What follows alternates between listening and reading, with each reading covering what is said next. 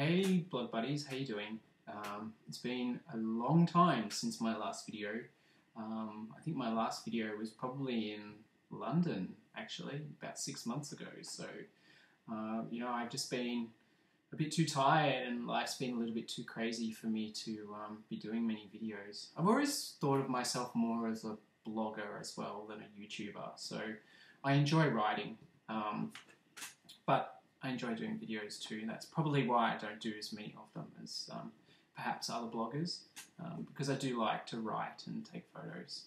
But 2015 is well and truly underway now, and the party season's over, and everyone's kind of looking at the year ahead and what they're planning to achieve, and it's the kind of time when you're looking at resolutions and things like that. And I think, the best way to sort of get a gauge on how this year is going to go is to kind of look back at the last 12 or 18 months.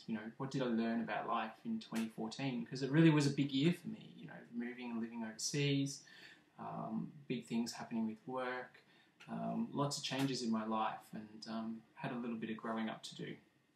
I let a few things slide while I was looking towards my career, and so this year my focus is really on my health. I mean, there's a lot of stuff going on, but I really want to try and find that work-life balance again.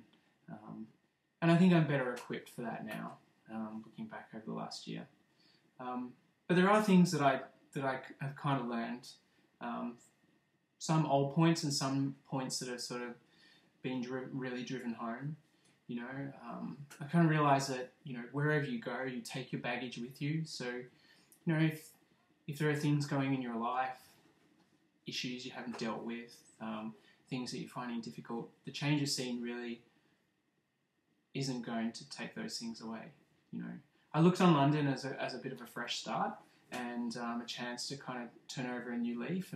But what I found was that when I got there, the things that I'd been struggling with in Melbourne were there waiting for me.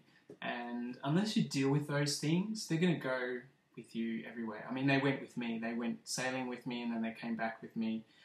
All of my issues came back with me, and then my issues went with me to London, and they've come back with me now.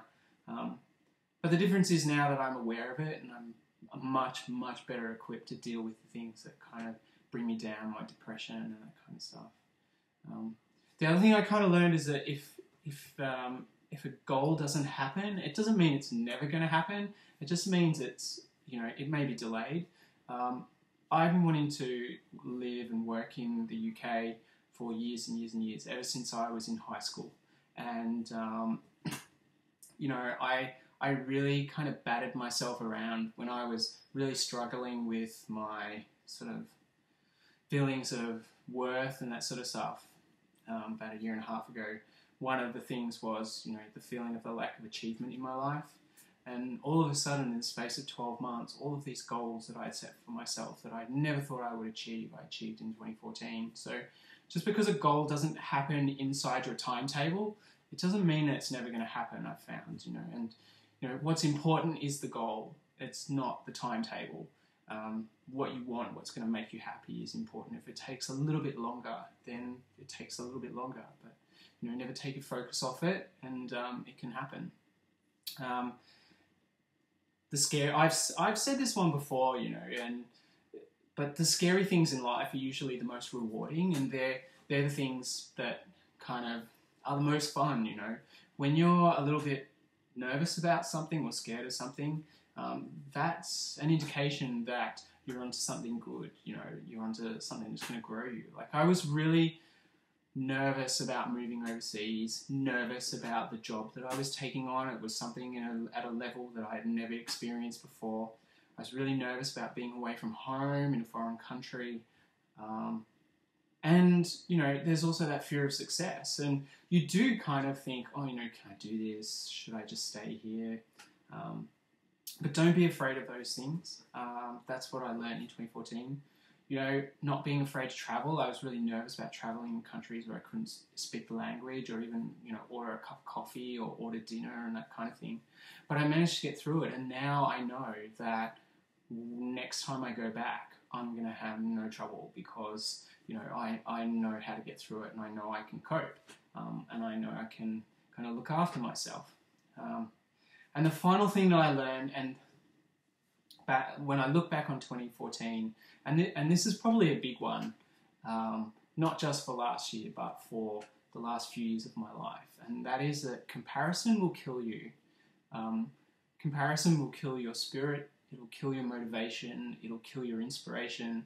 And what I mean is that constantly comparing yourself and your life to the lives of the people around you, constantly comparing your body, comparing your wealth, comparing your achievements, comparing your looks, comparing your dick size, constantly doing that with the people around you and constantly feeling like they all have something you don't, is going to make you miserable. And that's one of the things that I've really had to focus on in the last 12 months, and something I'm going to focus on this year is not constantly comparing myself to other people.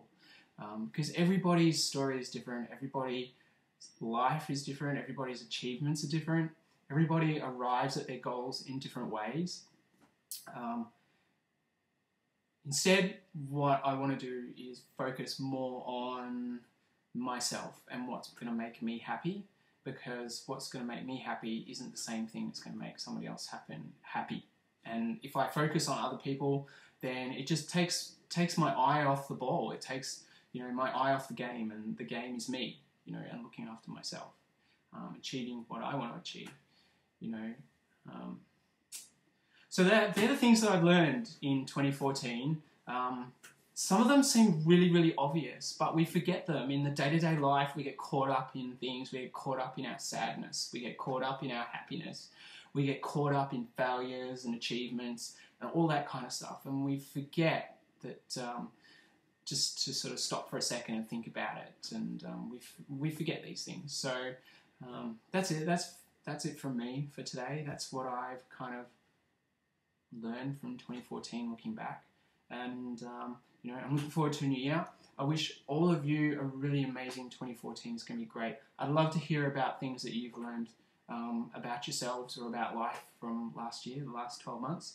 And I'd love to hear what your New Year's resolutions are. So leave a comment, and don't forget to visit my blog as well, because there's loads of stuff on my blog too.